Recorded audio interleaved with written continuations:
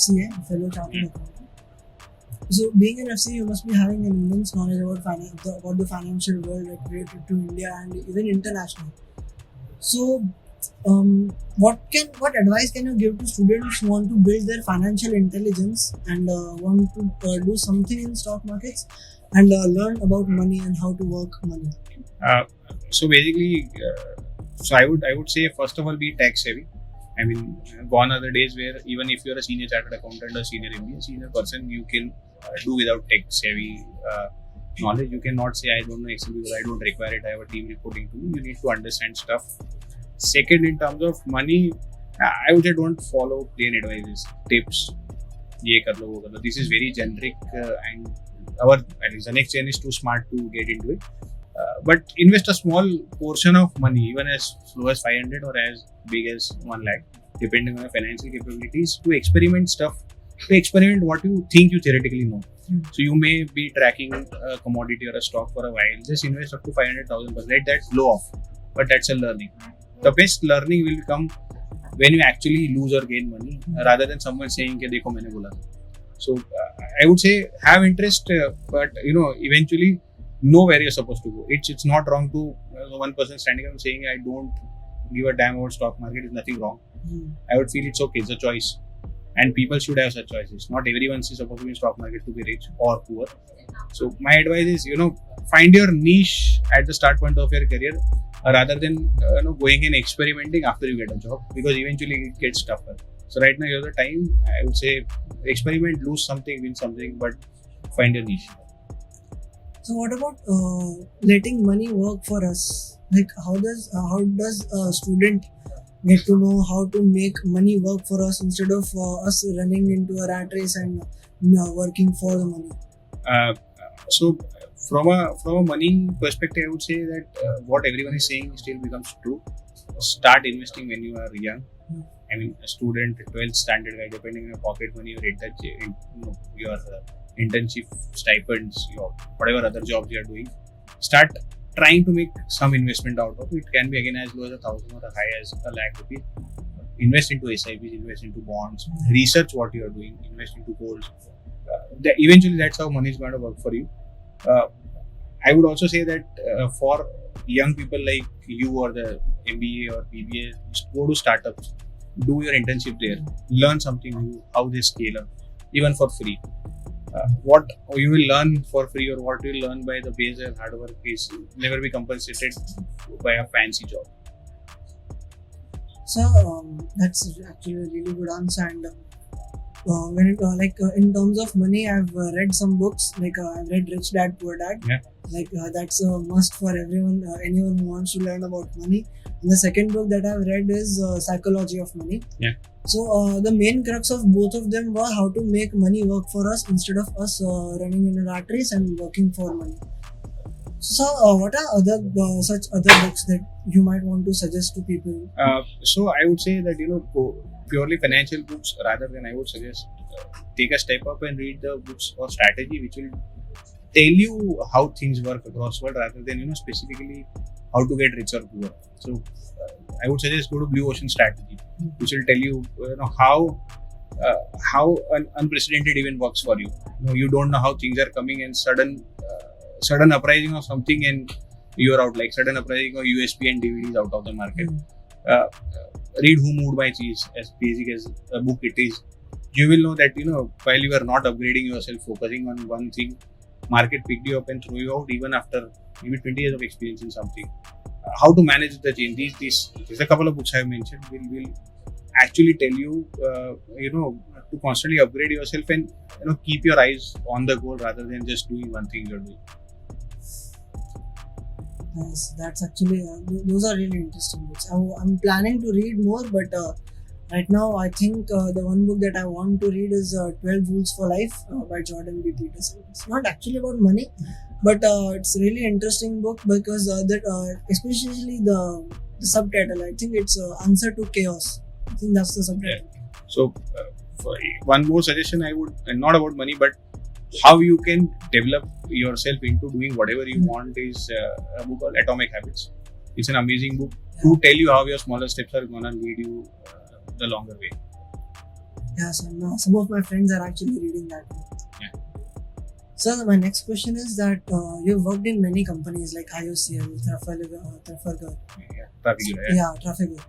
So what are your experiences that they differ in both different companies, and what are the similarities that you see in all these companies? So at the start point, you should know what type of person you are, how you want to work. I work across 5 companies and 4 sectors. I eventually have figured out that working for a smaller company in a bigger role is better works for me than working in a smaller role in a bigger company. While I see a lot of rankers, much smarter people than probably I am, who are working in a bigger company for a specific role. I feel that's a choice. So I think what's worked for me is maybe within the first 5 years of a career, you should know what kind of a person you are. And working in an MNC doing the same job, I would not demeaning by saying that working in a small company doing a bigger job. It's just a choice and a type of person you are. If you feel that you are a very systematic person who wants to do a specific job, MNC is the place to be. If you want to be extremely dynamic, or you think that I can prove something in the smaller company, opt for it. So can a person be successful in financial terms? Can he be financially stable even after working a job of let's say 40 to 50,000? Let's set that benchmark because it's mostly average for most of the students who are going for a job after degree. So is it mandatory for anyone who wants to be financially successful to be owning a business which is doing really good, or can one become successful through normal jobs of 40 to 50,000? So I would say financial success is a very relative term. Whatever you do, wherever you land up, there is someone who is going to earn more than you, someone who is going to earn less than you. At 25 also there are people who are earning less than you. At 25 lakhs people there are earning more than you. So I would say financial success is a very relative term depending on what your needs. But being said that, develop an alternate source of income eventually, so that 5-10 साल बाद you realize that मुझे job नहीं करनी, you have something to fall back upon. Like I have a friend, and even I have started this community where we are only doing Instagram reels for now. I have known people who are doing reels and making 3 lakhs a month. As chartered accountants, I have never heard about them before. I was starting that, and they have a million followers. Advertisers pay them a lakh for a reel. I have a friend who was in JP Morgan. Extremely good post, left hand. His passion was costing while teaching. Now it has a 1 lakh student base, and I don't know the amount of money he makes by just costing him over and maintaining a tech platform. He was the first one to do so in India. But so eventually follow your passion, and at the same time try experimenting a second source of income which you like to do. Not necessarily Insta or Facebook. You may want to do trading, you may want to do consultancy, but keep doing something else unless you are so much passionate about your job that okay, this is what I want to do, then you will automatically financially succeed. So, sir, as you mentioned that people need who are doing jobs, they should be having a second source of income. You have a second source of income through share market, right? And expense also. That's nice. And your first source of income is you're an FCA. Job, you worked as an accounts manager. So, as you're an FCA, you've of course cracked the CA exams. What were the of course you faced many difficulties while preparing for the CA exams, and many of my friends are also aspiring to become a CA. One of my schoolmates is trying to prepare for CA exams. So what advices would you give to them to have a free mind also, but at the same time keeping your mind busy with CA exams preparation? So if you are, and it's a very relative term, but if you are very young and you entered CA, then go for it entirely. Do not distract yourself.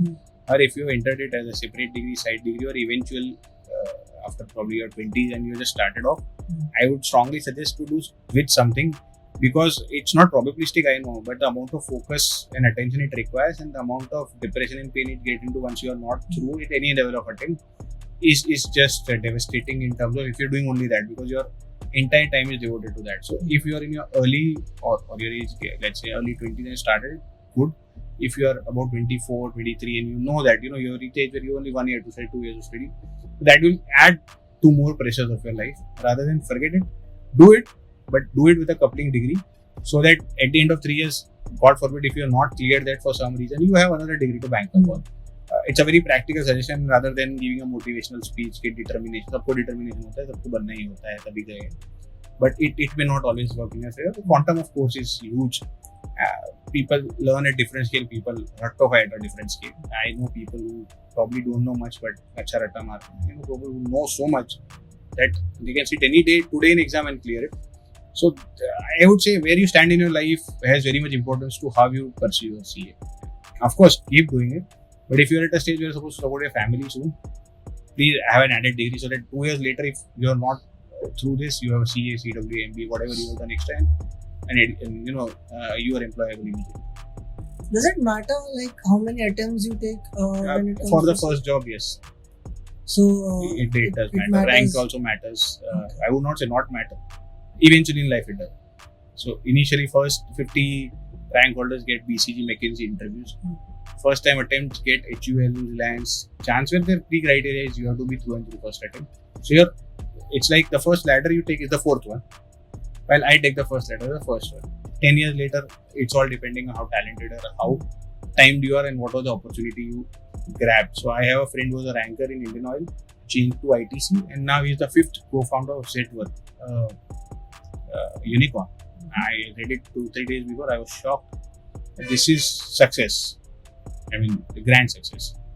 Founder of a unicorn, as opposed to a sarkari job. Even my bro was shocked when she heard she saw my status about me interviewing you and you having a session in Parliament. So how was your GB life, school life? My school life was pretty. I was a backbencher, shy guy. Not even a backbencher. I was a shy kind of guy. I didn't speak out much.